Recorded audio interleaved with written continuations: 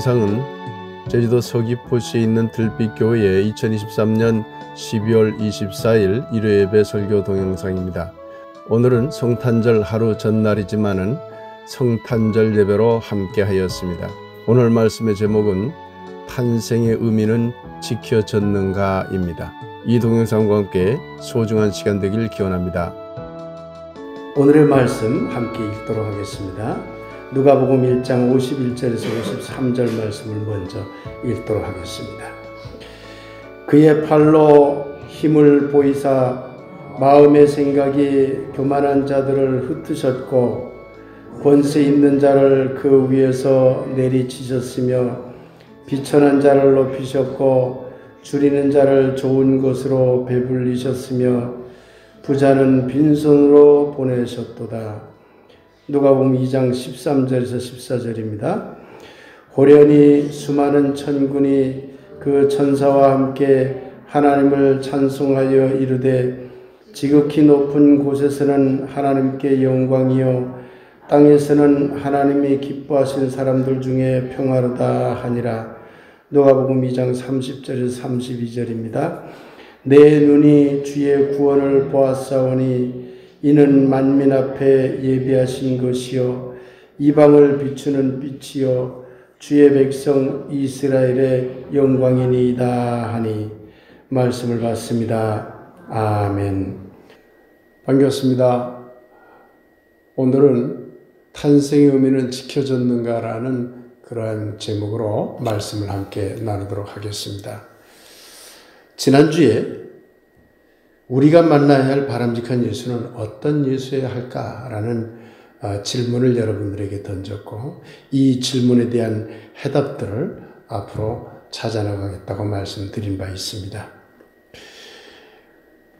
내일은 성탄절입니다. 그래서 오늘은 우선 우리가 만나야 할 바람직한 예수라는 주제를 예수 탄생의 의미와 관련하여 생각해 보려고 합니다.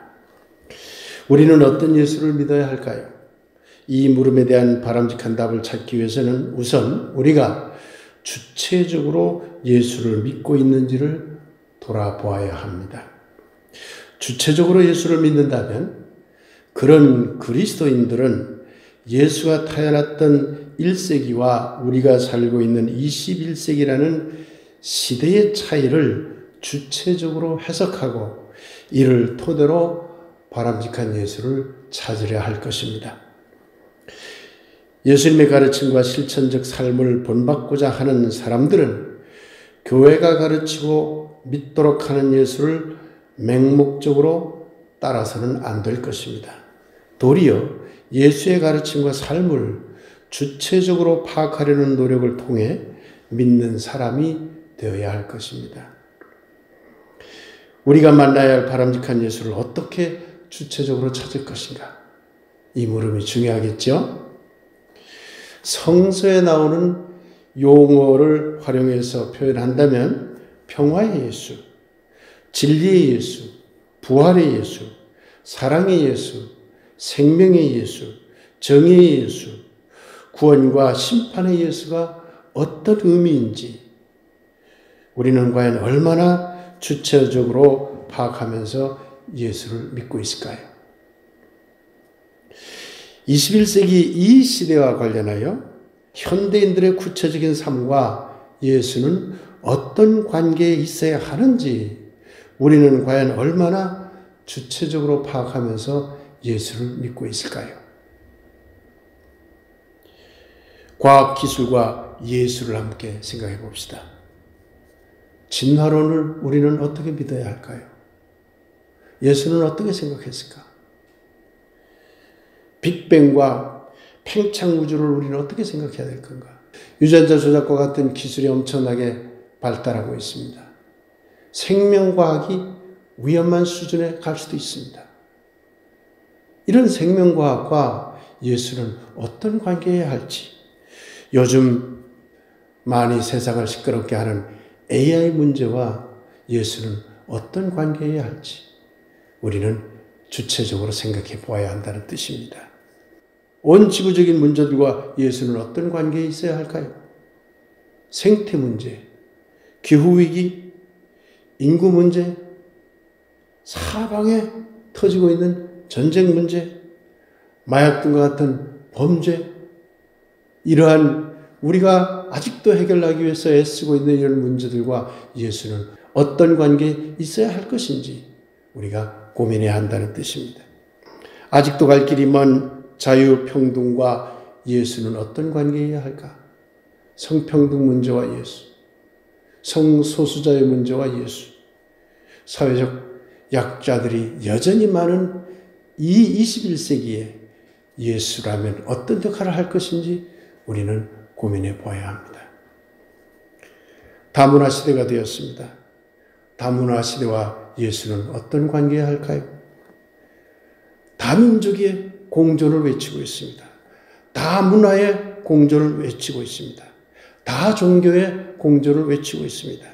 다양한 사상들의 공존을 외치고 있습니다. 21세기를 일러 다의 발견 시대라고 말하고 있습니다. 그렇다면 그 모든 다양한 것들과 예수는 어떤 관계에 있어야 할까요? 민주주의, 사회주의, 공산주의라는 현대 정치 제도와 예수는 어떤 관계에 있어야 할까요? 현대의 시장 경제와 예수는 어떤 관계에 있어야 할까요? 돈과 예수, 부유함과 예수, 소비 미덕과 예수, 교회보다 마트를 향하는 그리스도인들과 예수, 우리는 이 관계에 대해서 고민을 해보아야 할 것입니다. 21세기의 다양한 문화현상과 예수는 어떤 관계에 있어야 할까요? 대중매체가 엄청 발달하고 있습니다. 음악들이 엄청 넘쳐나고 있습니다. 문화전쟁이 벌어지고 있습니다. 이런 시대에 문화현상과 예수는 어떤 관계에 있어야 할까요? 현대인의 구체적인 삶들과 예수는 또한 어떤 관계에 있어야 할까요? TV와 핸드폰과 유튜브와 인터넷과 각종 SNS, 우리가 많은 관심을 갖는 건강의 문제와 우리의 여러 가지 생업의 문제와 예수는 어떤 관계에 있어야 할까요? 우리는 이런 문제를 예수와 관련시켜 얼마나 주체적으로 생각하고 있을까요? 내일은 성탄절입니다. 그래서 이런 여러 문제를 살펴보기 전에 우선 예수 탄생의 의미부터 우리가 얼마나 주체적으로 생각하고 있는지 돌아보았으면 합니다. 예수 탄생의 의미, 이 한 가지조차 우리가 주체적으로 생각하지 않고 있다면 바람직한 예수를 찾는 일은 요원할 것이기 때문입니다. 성서 기록에서 예수 탄생의 의미를 찾을 수 있는 곳은 한 3군데 정도 나옵니다. 오늘 함께 읽은 본문입니다만 누가복음 1장 51절에서 53절, 여기 마리아 찬가라고 그러는데, 마리아 찬가에서 예수님의 어머니는 자기가 낳을 예수가 어떤 인물일까를 노래합니다. 그런데 이 노래에서는 예수의 탄생의 의미를 낮은 자, 비천한 자, 가난한 자를 위해서라고 보고 있습니다. 오늘 함께 읽은 누가복음 2장 13절에서 14절, 목동들이 들은 천사의 합창에는 우리가 너무나 잘 아는 예수의 탄생의 의미를 하늘의 영광과 이 땅의 평화를 위한 것으로 보고 있습니다.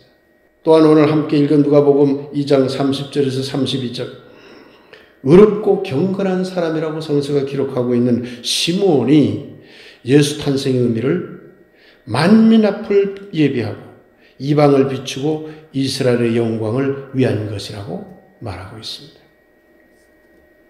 그러면 예수를 믿는 기독교는 이런 예수 탄생의 의미를 잘 실현해 왔을까요?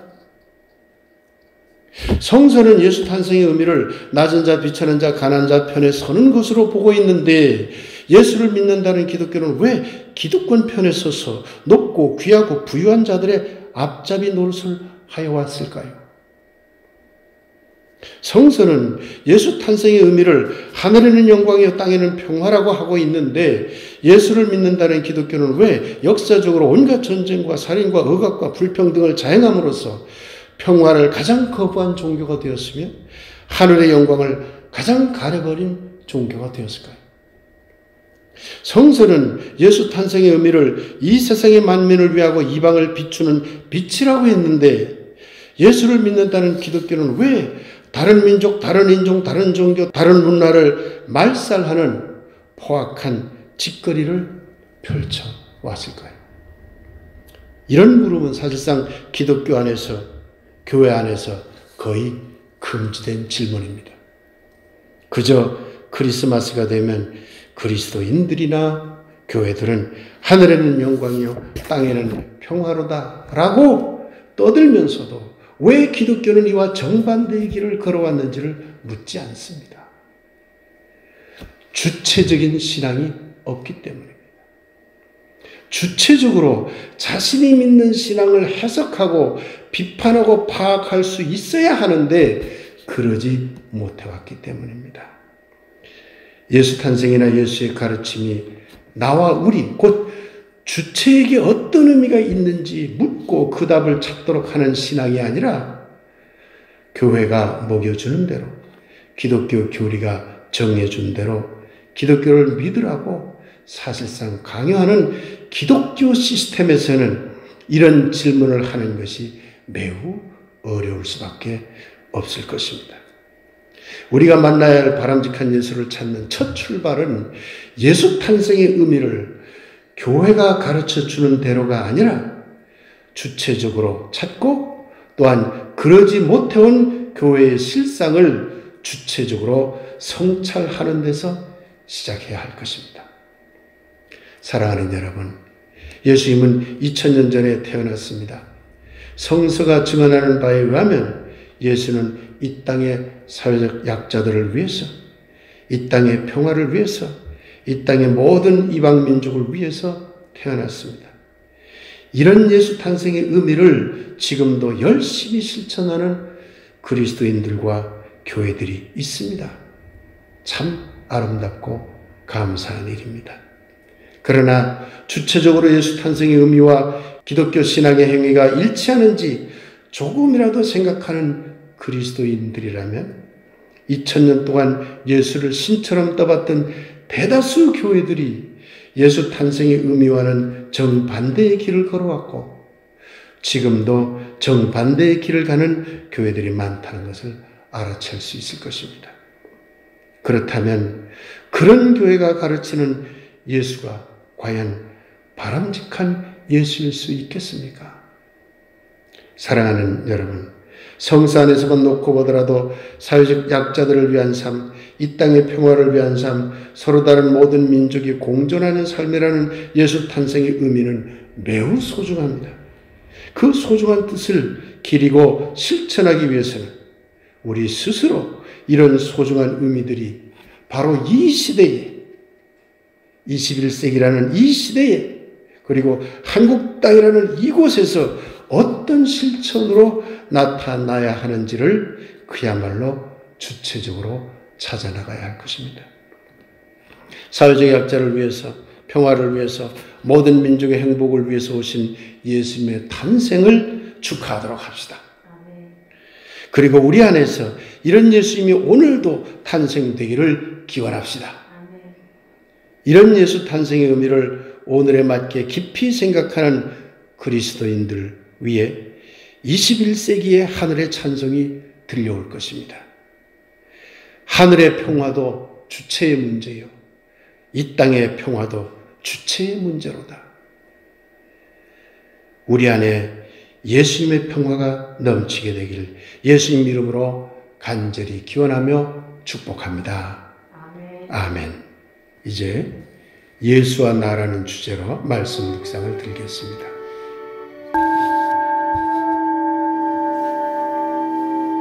예수는 누구입니까? 내 안에 있는 예수는 누구입니까? 교리의 예수가, 교회의 예수가 과연 나의 예수가 될 수 있습니까? 하늘이시여, 예수로 하여금 주체적인 나의 예수가 되게 하소서. 주체적인 나로 하여금 예수가 되게 하소서. 아멘.